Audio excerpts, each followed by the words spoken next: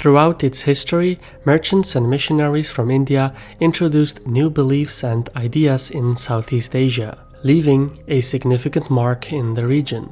Today, India's influence remains visible in the ancient relics and Hindu temples, as well as the diaspora communities that are spread throughout the area. As part of his Act East policy, Prime Minister Narendra Modi seeks to revive that tradition in response to Beijing's geopolitical surge.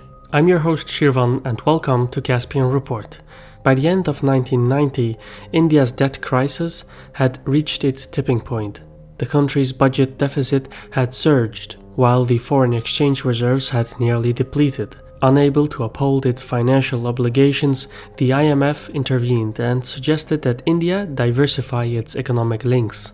The resulting shakeup gave the leadership a chance to reform and liberalize the economy, and in the ensuing years, as India moved away from its traditional state-governed license Raj model, economic growth accelerated.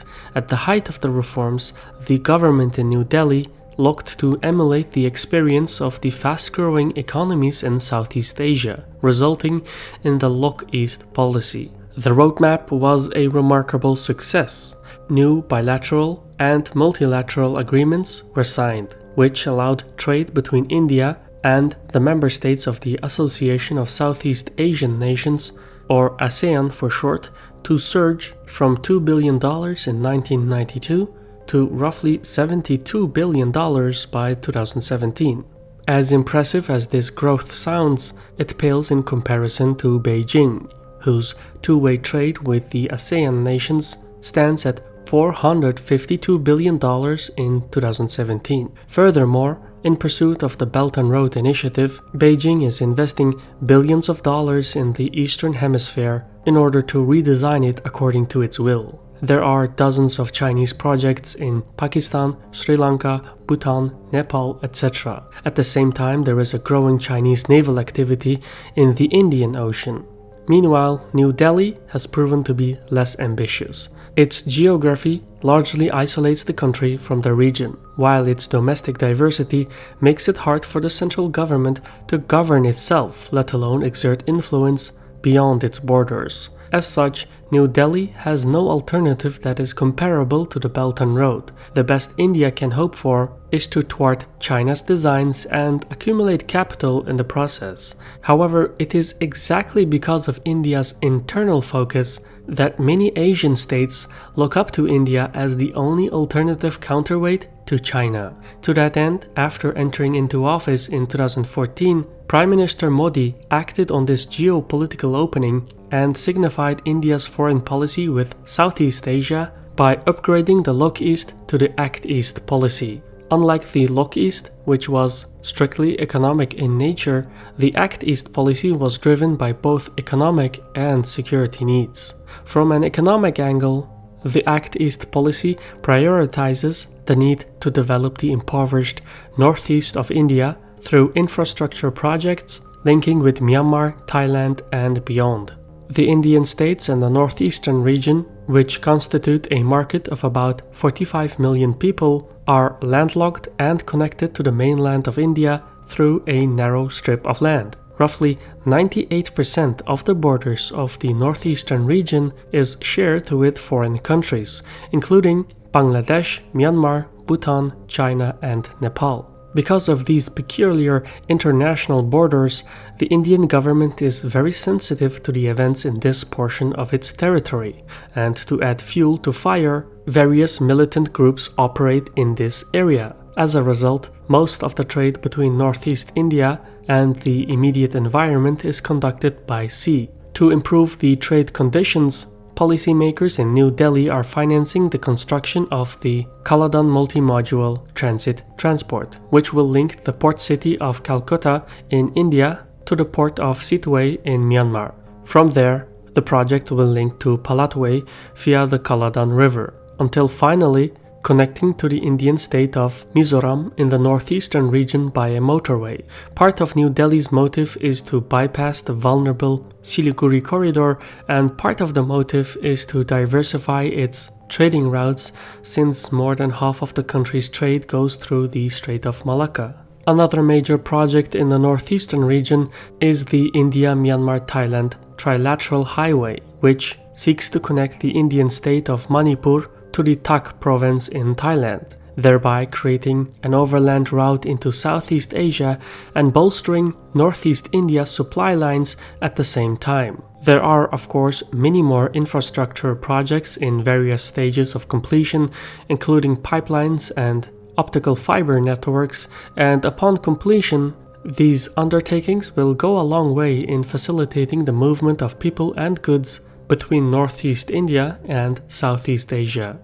Beyond infrastructure, the Act East policy also emphasizes the need to promote Indian exports, services, and goods to Southeast Asia. And although trade between India and the ASEAN member states has increased substantially over the past 2 decades, the $72 billion still falls short of the $100 billion goal that was set for the end of 2016. In fact, New Delhi hasn't been able to gap the remaining $28 billion since 2010. What stands in the way for further expansion are the protectionist policies in Southeast Asia. For instance, even though India has an impressive IT and services sector, most of the ASEAN economies cannot afford the high-value services in large quantities. And those who can afford it have set up protectionist barriers that scrutinize Indian IT exports and services because they seek to develop their own local IT industries. Altogether, for India, the ASEAN market is a difficult zone for trade. What remains for exports are natural resources, which make up the bulk of India's trade with Southeast Asia. By comparison, China exports machinery, electronic goods, etc., which have very little protectionist barriers and thus give Beijing greater freedom in tariff liberalization. The nature of the exports explains why New Delhi accounts for only 2.4% of the total trade in Southeast Asia, while Beijing accounts for 15.2%. If India is to match China, it must go beyond physical links and reform its land and labor laws so it can increase manufactured exports. Yet, given New Delhi's bureaucratic landscape, these legislative constraints are unlikely to be overcome anytime soon. Besides trade, the Act East policy must also be evaluated in the context of a rising China. However, since this objective is shared by policymakers from Japan, Australia, and the United States as well, India finds itself in good company. Since acknowledging their shared objective in November 2017, state officials from the 4 nations revived the Quadrilateral Security Dialogue, which is an informal arrangement whose primary purpose is to contain China's expansion. For India, the coalition allows it to enhance the combat readiness of its naval forces by engaging in joint military exercises in the Pacific. And as long as Beijing continues to expand its sphere of influence in the region, the security cooperation between the United States, Australia, Japan, and India will deepen over time. Tokyo in particular has stepped up as a unique partner. Not only has it pledged to invest $35 billion in India, but policymakers in Tokyo and New Delhi are considering to promote a new alternative to China's Belt and Road Initiative, dubbed as the Asia-Africa Growth Corridor. Much like the Chinese initiative, the Indian-Japanese program seeks to match Beijing's influence in Africa by promoting new infrastructure and development projects.